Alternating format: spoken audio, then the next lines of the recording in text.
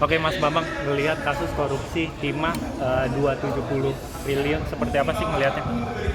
Satu, sebenarnya ini mengkonfirmasi berbagai tindak pidana korupsi di sektor sumber daya alam. Jadi di sektor sumber daya alam selama ini kita konsentrasinya itu hanya di batu bara. Terakhir itu di nikel. Sekarang ternyata timah.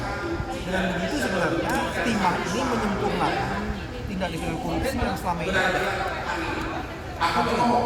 Terus kedua, kalau dilihat dari magnitude-nya, ternyata jumlah kerugiannya besar banget.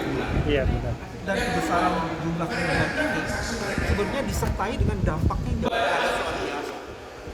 Nah itu sebabnya menurut saya ada tiga hal sebenarnya.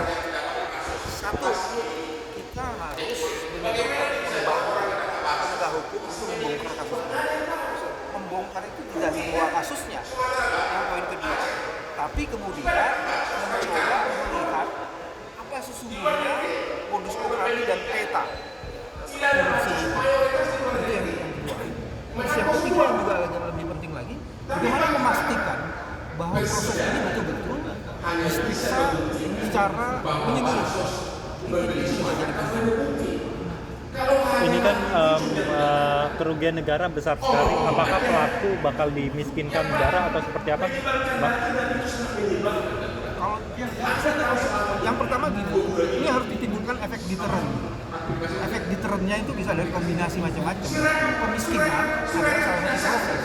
Tapi bukan hanya pemiskinan, harusnya kemudian hukuman yang maksimal juga harus diterapkan.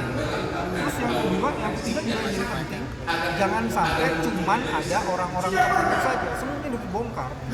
Dengan begitu kita bisa menyelesaikan kasus ini secara Mas, ini kan suami dari artis Sandra Dewi juga. Apakah Sandra Dewi ikut terseret atau seperti apa? kita terlalu pagi sih untuk nyimpulin Sandra Dewi terkait itu. Tapi kalau mau menuju ke sana, maka intinya adalah TPPU. TPPU.